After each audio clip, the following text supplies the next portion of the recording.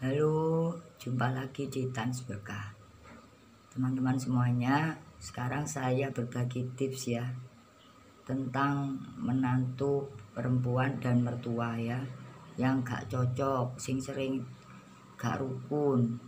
Itu biasanya teman-teman, yang pertama itu gara-gara karakternya yang berbeda atau sifatnya yang berbeda. Itu salah satu penyebab kenapa mertua dan menantu perempuan tidak pernah rukun. Ya faktornya ya karakternya atau sifatnya yang tidak sama. Bukan karena apa-apa ya, karena faktor sifat dan karakter yang tidak sama. Terus untuk yang kedua teman-teman, itu dari gaya hidup.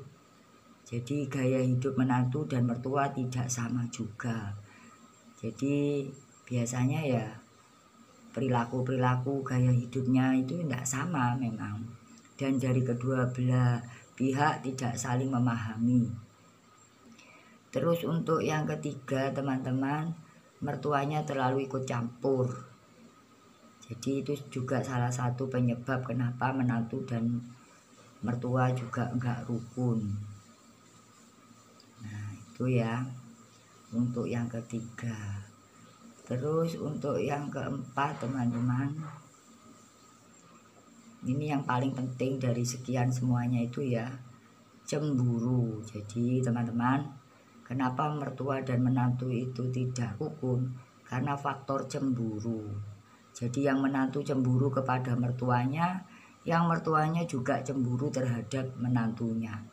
Biasa teman-teman, yang mertua merasa kasih sayang anaknya diambil, dan yang menantu perempuan juga merasa berbagi kasih sayang antara dia dan mertua juga diambil. Jadi semuanya itu biasanya sama-sama ego, nggak mau mengalah. Gara-gara ya itu tadi, mertuanya cemburu karena kasih sayang anaknya yang biasanya untuk dia diambil, dan yang untuk menantu juga merasa cemburu juga, kepinginnya kasih sayang suaminya hanya untuk dia. Jadi itu faktor penyebab kenapa mertua dan menantu tidak rukun. Padahal teman-teman, memang ketika menantu dan mertua itu nggak rukun, bukan berarti nggak rukun terus. Memang butuh waktu yang lama untuk saling mengenal dan saling memahami dan saling menyayangi. Bukan berarti tidak rukun. Jadi butuh waktu yang lama untuk bisa saling mengenal, memahami dan saling menyayangi. Jadi teman-teman, ketika mertua dan menantu itu tidak rukun, bukan berarti tidak rukun selamanya. Memang butuh waktu gara-gara penyesuaian antara karakter, gaya hidup, dan saling memahami.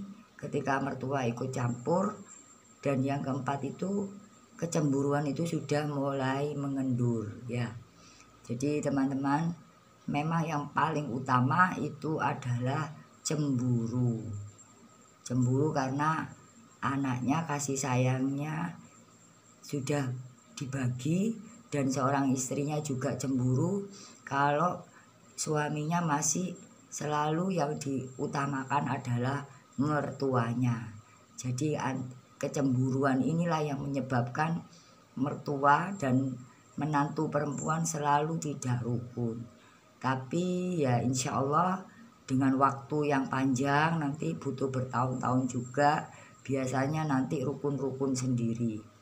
Jadi teman-teman, jadi harus bisa memaklumi ya, kalau memang mertua dan menantu perempuan itu tidak rukun, dan itu dialami semua menantu perempuan dan mertua perempuan. Jadi teman-teman, bukan berarti itu pengalaman itu hanya teman-teman saja yang mengalami, itu pasti dialami setiap menantu perempuan dan mertua perempuan.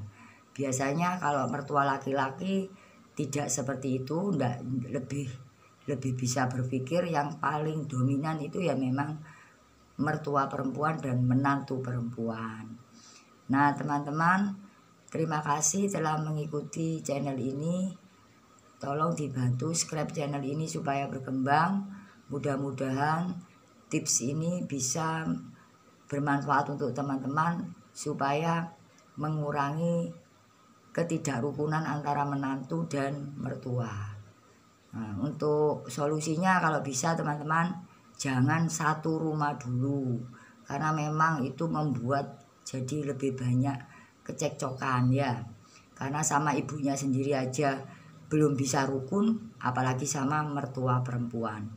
Jadi teman-teman harap memaklumi, kalau bisa rumah-rumah sendiri jangan langsung kumpul mertua, karena dipastikan tidak akan rukun.